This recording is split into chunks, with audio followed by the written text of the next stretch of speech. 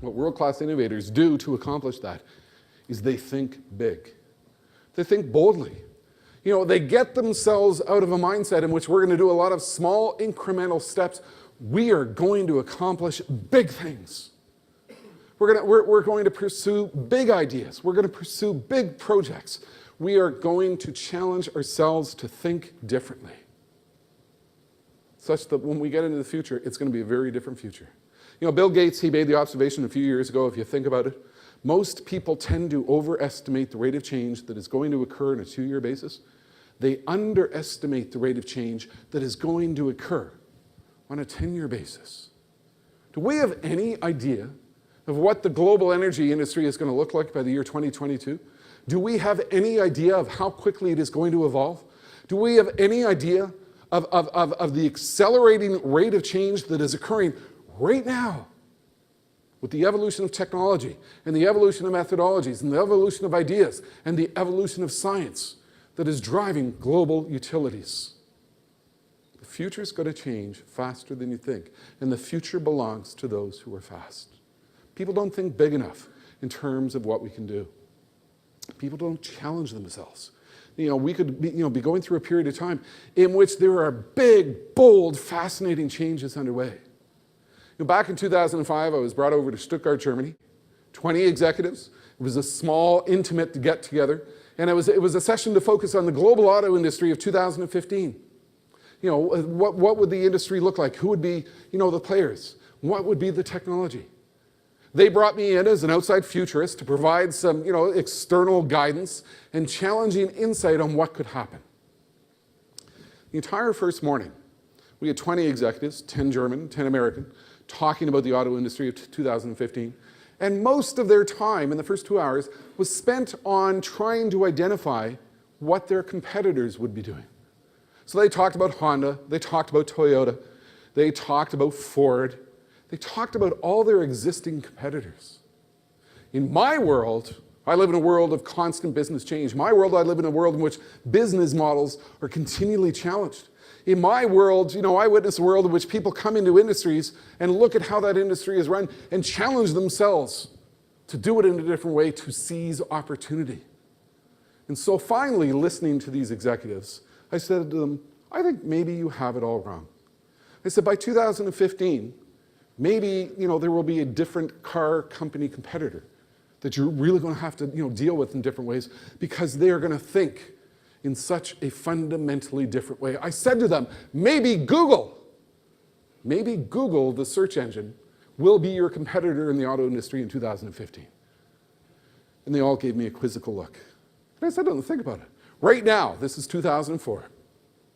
This is when Google Maps was first appearing. And I said to them, right now, we could have a couple of executives at Google, headquarters down in Mountain View, California, Silicon Valley, who are looking at Google Maps. And one of them looks at it and says, this is really cool. We should build a car around this. And I said to them, what Google is going to do, they're not actually going to build the car. They're simply going to hire someone to build the car on their behalf. They'll find an existing car manufacturer in Brazil, India, China, Tennessee, doesn't matter. They'll get someone to build the car on their behalf. And I said, Google is going to be very much into changing business models. They're not going to have auto dealers. Nobody likes auto dealers. Nobody likes the experience of going to a dealer to buy a car. Instead, what they're going to do, recognizing the consumers are changing, is they're going to sell the car to you online. You're going to buy it a year in advance as a beta. Everything Google does, they do it as a beta. And Google, they're going to be big on logistics and partnerships. So they're going to line up a deal with FedEx. They'll deliver the car to you in a box. What I said is that Google understands marketing. They understand buzz. So when this car is delivered to you in a box in your driveway, inside the box is going to be the Google car party in a box. You're going to have Google car wine and Google car hats and Google car streamers, Google car confetti. You're going to invite all your neighbors over. It's going to be a big party because you got the Google car.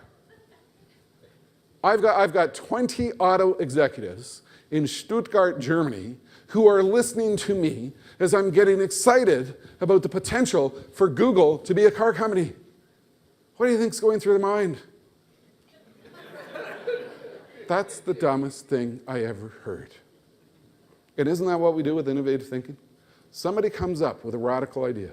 Somebody comes up with a concept. Somebody comes up with ideas which could potentially change the world. And you know what? A lot of us are in a mindset and in an organization in which we have an organizational sclerosis that shuts down our ability to try to pursue new ideas. We're so caught up in the current. We are so caught up in routine. We are so caught up in thinking small in terms of what we need to do that we fail to miss the opportunities to think big. Think about the excuses we make, in our organizations when somebody comes up with a new idea. I am convinced in every single organization, when it comes to innovation, there are people who wake up in the morning, the very first thought that comes to their mind is, what am I going to do today to kill great ideas? Seriously, this is what they do. From the moment they wake up, and this is true because they come into the meetings that we have to talk about innovation and trying new ideas, and somebody comes up with a comment, well, you can't do that because we've always done it this way. Think about the innovation killer phrases, which we encounter on a regular basis. It won't work. Somebody comes up with a new idea. We should try and pursue some aggressive effort with the new Nest thermostat, that will allow consumers to interact with energy in their homes on a new and innovative way. Well, no, it won't work. Right? You think about the excuses we make. It's too risky. We don't want to take that risk. We're not prepared to take that risk. Why can't we keep doing what we've been doing all along? It isn't necessary. We need to grow global energy production by 35% to keep up with demand. We need to make big, bold, massive decisions in terms of what we need to accomplish. And the Google car. Anybody ever hear of Tesla Motors? It's actually built down the street, down in Southern California. It's an electric hybrid, very fascinating car. You buy the darn thing online. The two equity founders are the founders of Google. It's essentially the Google car that I was talking about in Stuttgart, Germany in 2004. There are people who are making big, bold bets, big, bold decisions. We are going to change the world and we are going to do things differently.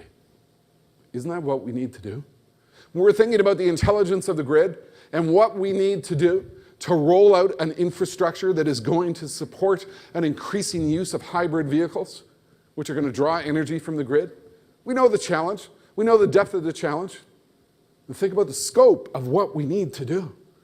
ExxonMobil suggests that 1 out of every 2 cars by the year 2040 will be a hybrid or some other alternative. How are we going to architect for that?